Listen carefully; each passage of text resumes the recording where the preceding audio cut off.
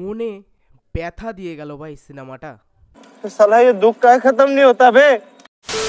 2025-এর প্রথমেই একটা সিনেমা দেখেছিলাম, যেই সিনেমাটার নাম ছিল ভাই ড্র্যাগন, যেখানে অভিনয় করেছিল প্রদীপ রাঙ্গানাথন। এবং 2025-এর এই ড্র্যাগন সিনেমাটা আমার অন্যতম সেরা সিনেমা লেগেছে 2025-এ, এবং আমার লিস্টে এটা সেকেন্ডে রয়েছে। হ্যাঁ, প্রথমে রয়েছে সুপার বয়েজ অফ মালেগাঁও, এখনও এই সিনেমাটাকে কেউ টপকাতে পারেনি, এবং সেকেন্ডে রয়েছে ড্র্যাগন সিনেমাটা। তো প্রদীপ রাঙ্গানাথনের আর একটা সিনেমা দেখলাম, যেটা কিছুদিন আগেই তোমার রিলিজ হয়েছিল পুজোর কাছাকাছি, তো সেটা নেটফ্লিক্সে চলে এসছে। সেই সিনেমাটার নাম হলো ডিউড, যেখানে আমরা দেখতে পাচ্ছি মামিতা বাইজুকেও, ঠিক আছে, যাকে তোমরা প্রেমালুতে দেখেছিলে নাসলিনের সাথে, তাকে খুবই কিউট লেগেছিল ভাই প্রেমালুতে। তো এখানে সে প্রদীপ রাঙ্গানাথনের সাথে রয়েছে, এবং সে একটা রোল প্লে করছে তোমার হিরোইন বা যাই বলো সিনেমায় যেটা দেখবে তোমরা।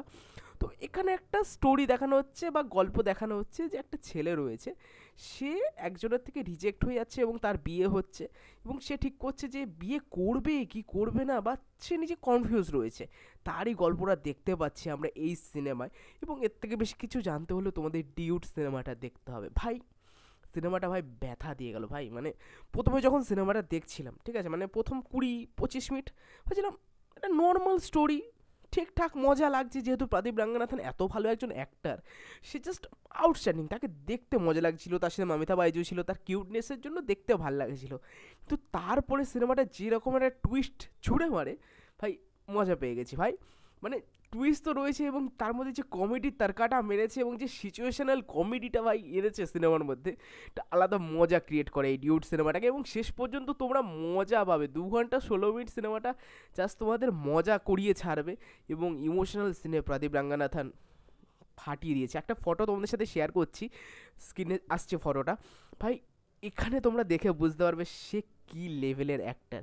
ড্র্যাগন সিনেমায় সে ফাটিয়ে দিয়েছিল, এবং তাকে যখন প্রথম লাভ টুডেতে দেখেছিলাম তখনই বুঝেছিলাম ভাই, একজন হিরো হতে না লুক লাগে না ভাই, একটা ভালো বডি লাগে না, একটা ভালো অভিনেতা লাগে, ঠিক আছে, যে অভিনয় করতে পারবে। প্রদীপ রাঙ্গানাথন তেমন একজন অ্যাক্টার, তার না আছে ভালো লুক, না বডির কালার ভালো, আমি অপমান করছি না কাউকে, কিন্তু সে অতটা ফর্সাও নয়, তার ভালো বডিও নেই, কিন্তু তার অভিনয় যখনই আমি দেখি, আমি জাস্ট মানে বললেন একটা ইংলিশে কি আছে মেসামারাইজটা কি ভুল, মানে অবাক হয়ে যাওয়া, সেটা ভাই আমার দারুণ লাগে। এবং এই সিনেমায় তাকে দেখে তোমরা জাস্ট মজা পাবে, ইমোশনাল হবে, গানগুলো আসছে ভাল লাগছে, খুবই সুন্দর সিনেমা ভাই। আমি জাস্ট এনজয় করেছি এই ডিউড সিনেমাটা। আমি ভেবেছিলাম নর্মাল একটা ঠিকঠাক সিনেমা, কিন্তু আমি খুব এনজয় করেছি।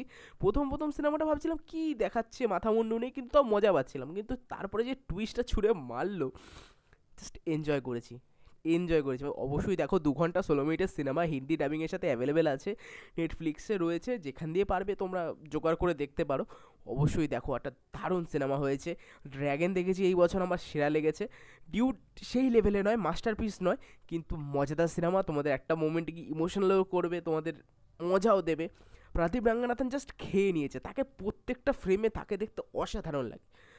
প্রদীপ রাঙ্গানাথন ভাই, মানে এই জেনারেশনে আমার অন্যতম প্রিয় একজন অ্যাক্টর ধীরে ধীরে হয়ে যাচ্ছে। তাকে দেখলে অনেক সময় ধানুষের কথা মনে পড়ে, ধানুষের মতো পারফেকশনিস্ট কেউ নেই, কিন্তু ধীরে ধীরে ভাই প্রদীপ রাঙ্গানাথন এই জেনজি যেটা আমরা বলি ভাই, তার জায়গাটা নিয়ে নিচ্ছে, এবং তাকে লোকে পছন্দ করবে ধীরে ধীরে।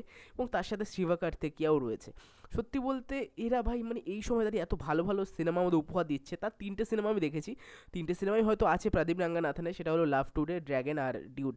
ঘ্যামা হয়েছে, এবং এই বছরের শেষের দিকে বা বছরের প্রথমের দিকে একটা সিনেমা আসবে যেটা ফিউচারিস্টিক হতে চলেছে প্রদীপ রাঙ্গানাথনের, সেটাও ভাই মজাদার হবে, যেটুকু লুক দেখতে পেয়েছি ভাই। ডিউড দেখে সলিড মজা পেয়েছি, অবশ্যই চেক করো, একটা দারুণ cinema, must watch cinema, recommended, highly recommended, miss করো না অবশ্যই, মিস করলে পস্তাবে। তো যারা যারা ডিউড সিনেমাটা দেখে ফেলেছো, তোমাদের কেমন লেগেছে অবশ্যই কমেন্ট করে জানাও, আর যারা দেখোনি অবশ্যই দেখে ফেলো।